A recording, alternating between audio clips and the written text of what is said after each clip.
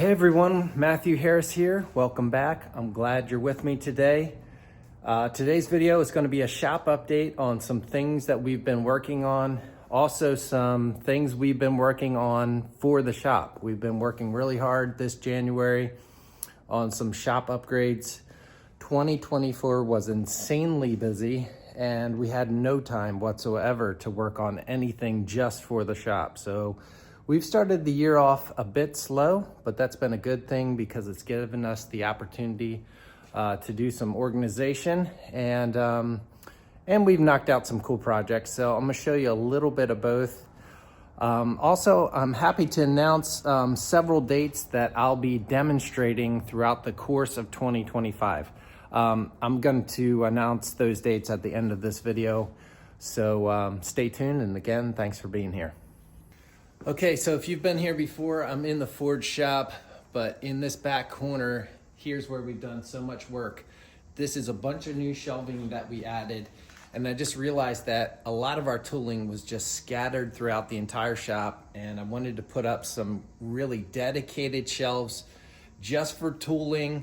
And let me flip this camera around, show you what we got. Okay, so here's the shelving, and what I'm excited about is, like, for instance, here is all of the 200-ton press tooling. I realized that like most of this was scattered throughout 4 or 5 places in the shop. Dedicated shelves for that, press brake tooling. Here is some empty shelves, and I'm really excited about that because I didn't want to max all this out to begin with. This is for future growth, future, jigs, air hammer stuff. That was all on this shelf. But this shelf has been simplified and labeled. It's now drifts and other small tools. And then we do so many jobs. This is for instance of why the shelf was made. This is pretty much the same jig, and we couldn't find it one day. We actually wound up making this again. But that's a certain profile that goes under a brass cap rail. But yeah, like, these are from some of our furniture line, some fixtures and jigs. But yeah, this space was pretty much dead space.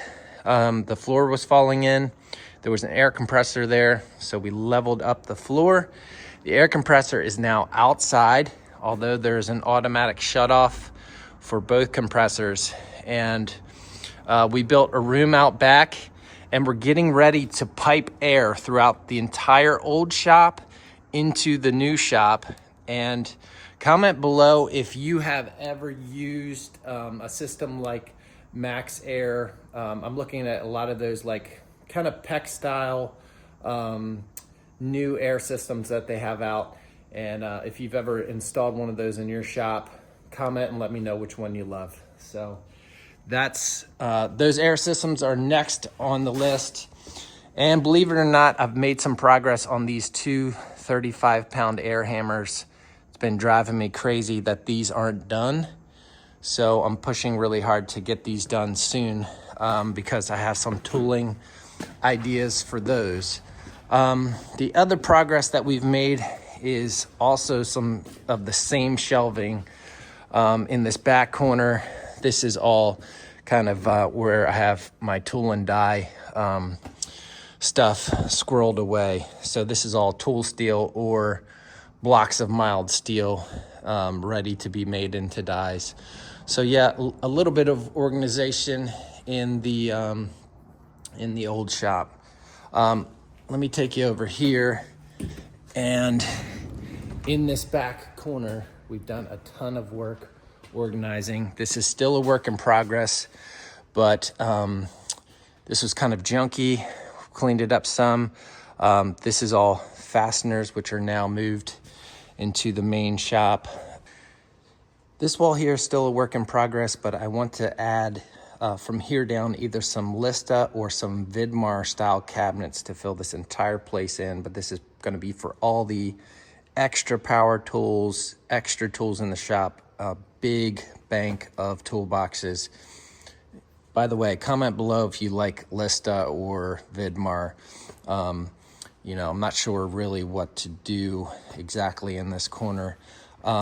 Another small improvement is this 15-ton press. We added this tooling rack here and a small tooling rack here. This was all just kind of laying junked on the base, but there's now, it's kind of hard to see because it's dark, but these are dedicated dies for the 15-ton press. And we've made, you know, dedicated racks, stores conveniently on there. Some of this stuff was shuffled around, you know, to make some room as well. On the shop update side of things, these are two cool little tree railings that we have in the works here as well. So you can see those. They mirror each other and they get installed on a really cool little curved staircase. I showed this before in a short, but we also redid our entire MIG welder setup here. And this is now on a boom arm. And we have, whoop, let me duck under here. We have aluminum on this side, steel on this side, and it'll just reach out just a long way in the shop. Great setup. The power unit is kind of hidden back here behind the post. But that's nice and safe there. And then you've got wire feed, change the feed. And it's at a good height where you can still reach it and it'll swing comfortably out of the way. But that's something we've talked about doing for a couple years. And we finally got around to it. So again, we're gonna be running air all throughout here. And it's going to be something like that max air system or the equivalent. But I do plan on running it completely around the shop. Also, this is done fabrication, getting ready to go into paint. But this is a huge water box for a Fitz water wheel. And I'm pretty disappointed because I was hoping to do a video on making this water wheel. But they decided to go another route. So the only part of that project that we've done is that water box. I think they're gonna try to tackle making the wheel themselves, which should be pretty interesting because, yeah, it would be not a challenge, but it would be almost a challenge in a well-equipped shop like this. And I don't think they have a well-equipped shop, but I'm not saying they can't do it. You can do pretty much anything if you put your mind to it, and might take 10 times longer, but you can get it done. So anyhow, we're not going to do that part of the project, but should be cool anyhow to see this. This gets installed into a stone wall, and what happens is this fills with water, and there's a gate here, and that gate is pulled, and then the water comes out, and it's an overshot wheel, so the wheel is actually a 12-foot diameter water wheel below it. So that's pretty cool too. Couple other upgrades. We're going to be finishing a grinding room that we started outside, and like I said, the airline. So the airline and the grinding room are the last two main things on the shop upgrade list that we have to do. Oh, one other thing that I forgot, an upgrade that Jared did. Let me bring you over here and show you this. Jared is the genius who installed the DRO on this.